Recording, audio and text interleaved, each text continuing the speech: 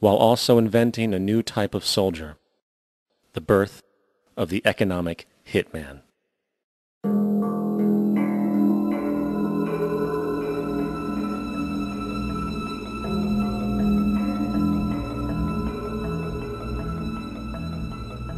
We economic hitmen really have been the ones responsible for creating this first truly global empire. And we work many different ways.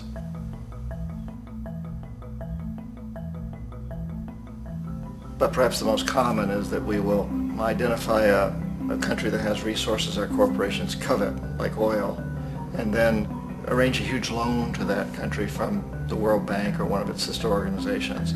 But the money never actually goes to the country. Instead, it goes to our big corporations to build infrastructure projects in that country, power plants, industrial parks, ports, things that benefit a few rich people in that country, in addition to our corporations, but really don't help the majority of the people at all. However, those people, the whole country is left holding a huge debt. It's such a big debt they can't repay it, and that's part of the plan, that they can't repay it. And so at some point, we economic hitmen go back to them and say, listen, you owe us a lot of money, can't pay your debt, so sell your oil real cheap to our oil companies. Allow us to build a military base in your country, or send troops in support of ours to someplace in the world like Iraq, or vote with us on the next UN vote. To have their electric utility company privatized and their water and sewage system privatized and sold to U.S. corporations or other multinational corporations. So there was that whole mushrooming thing, and it's so typical of the way the IMF and the World Bank work, that you put a country in debt, it's such a big debt it can't pay it, and then you offer to refinance that debt and pay even more interest. And you demand this quid pro quo, which you call a conditionality or good governance, which means basically that they've got to sell off their resources, including many of their social services, their utility companies, their school systems sometimes, their penal systems, their insurance systems, to foreign corporations. So it's a double, triple, quadruple whammy. The precedent for economic hitmen really began back in the early 50s when democratically elected Mossadegh, who was elected in Iran, he was considered to be the hope for democracy in the Middle East and around the world. He was Time Magazine's Man of the Year. But one of the things that he'd run on and began to implement was the idea that foreign oil companies needed to pay the Iranian people a lot more for the oil that they were taking out of Iran. The Iranian people should benefit from their own oil. Strange policy. We didn't like that, of course. But we were afraid to do what we normally were doing, which was to send in the military. Instead, we sent in one CIA agent, Kermit Roosevelt, Teddy Roosevelt's relative. And Kermit went in with a few $1 million and was very, very effective and efficient. And in a short amount of time, he managed to get Mossadegh overthrown and brought in the Shah of Iran to replace him, who always was favorable to oil. And it was extremely effective. Mobs overflow Tehran. Army officers shout that Mossadegh has surrendered and his regime as virtual dictator of Iran is ended. Pictures of the Shah are paraded through the streets as sentiment reverses. The Shah is welcomed home. So back here in the United States, in Washington, people looked around and said, wow, that was easy and cheap. So this established a whole new way of manipulating countries, of creating empire. The only problem with Roosevelt was that he was a card-carrying CIA agent, and had he been caught, the ramifications could have been pretty serious. So very quickly at that point, the decision was made to use private consultants to channel the money through the World Bank or the IMF or one of the other such agencies, to bring in people like me who worked for private companies, so that if we got caught, there would be no governmental ramifications.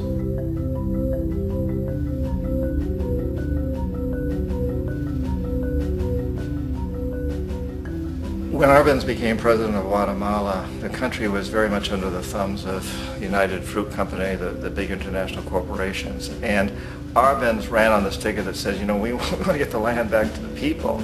And once he took power, he was implementing policies that would do exactly that, give land rights back to the people.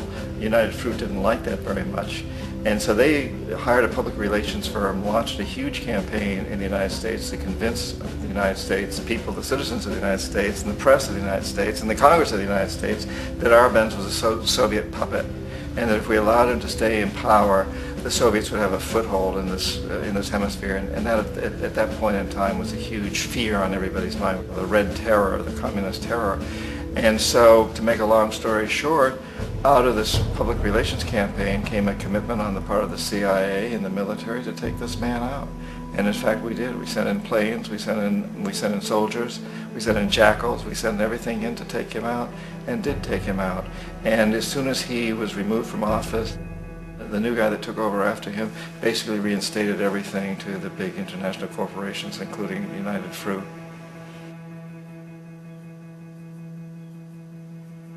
Ecuador for many, many years had been ruled by pro-U.S. dictators, often relatively brutal. Then it was decided that they were going to have a truly democratic election. Jaime Roldos ran for office, and his main goal, he said, as president would be to make sure that Ecuador's resources were used to help the people.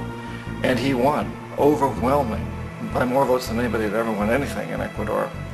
And he began to implement these policies to make sure that the profits from oil went to help the people. Well, we didn't like that in the United States. I was sent down as one of several economic hitmen to change Roldos, to corrupt him, to bring him around, to let him know, okay, you can get very rich, you and your family, if you play our game, but if you continue to try to keep these policies you've promised, you're going to go. He wouldn't listen. He was assassinated.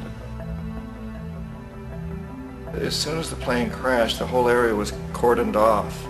The only people that allowed in were U.S. military from a nearby base and some of the Ecuadorian military. When an investigation was launched, two of the key witnesses died in car accidents before they had a chance to testify. A lot of very, very strange things that went on around the assassination of Jaime Roldos. I, like most people who've really looked at this case, had absolutely no doubt that it was an assassination. And of course, in my position as an economic hitman, I was always expecting something to happen to Jaime, whether it be a coup or assassination, I wasn't sure, but that he would be taken down because he was not being corrupted. He would not allow himself to be corrupted the way we wanted to corrupt him. Omar Torrijos, president of Panama, was one of my favorite people. I really, really liked him. He was very charismatic. He was a guy who really wanted to help his country. And when I tried to bribe him or corrupt him, he said, look, John, he called me Juanito. He said, look, Juanito, I don't need the money. What I really need is for my country to be treated fairly. I need for the United States to repay the debts that you owe my people for all the destruction you've done here.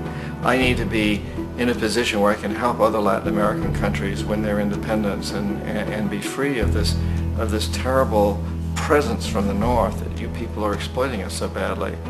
I need to have the Panama Canal back in the hands of the Panamanian people. That's what I want.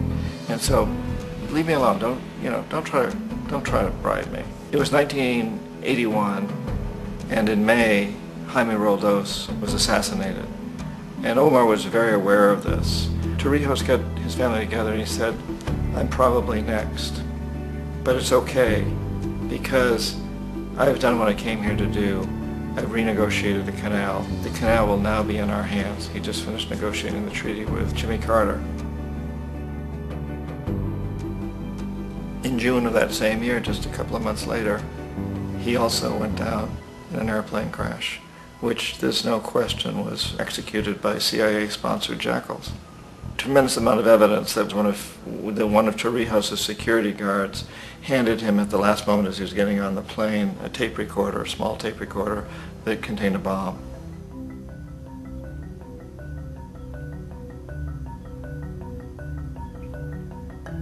It is interesting to me how this system has continued pretty much the same way for years and years and years, except the economic hitmen have got better and better and better. Then we come up with, very recently, what happened in Venezuela. In 1998, Hugo Chavez gets elected president, following a long line of presidents who had been very corrupt and basically destroyed the economy of the country. And Chavez was elected amidst all that.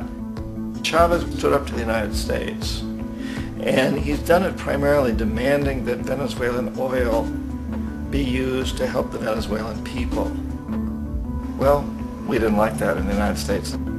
So in 2002, a coup was staged, which there's no question in my mind, and most other people's minds, that the CIA was behind that coup.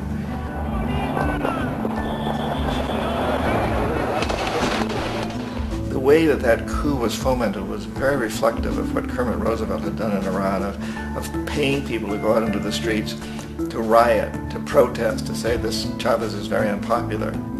You know, if you can get a few thousand people to do that in television, can make it look like it's the whole country, and things start to mushroom. Except in the case of Chavez, he was smart enough, and the people were so strongly behind him that they overcame it, which was a phenomenal moment in the history of Latin America.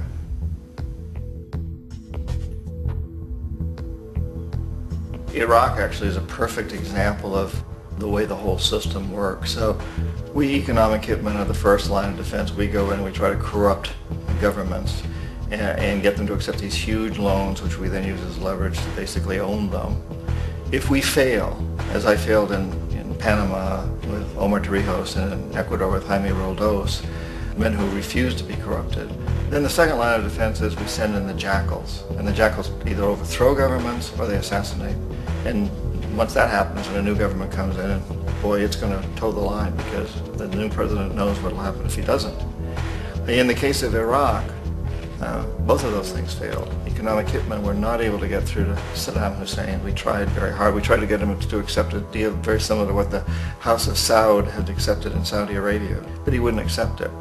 And so the jackals went in to take him out. They couldn't do it. His security was very good. After all, he had one time worked for the CIA. He'd been hired to assassinate a former president of Iraq and failed, but he knew the system. So in '91 we send in the troops and we take out the Iraqi military. So we assume at that point that Saddam Hussein is going to come around. We could have taken him out, of course, at that time, but we didn't want to. He's the kind of strong man we like. He controls his people. We thought he could control the Kurds and keep the Iranians in their border and keep pumping oil for us.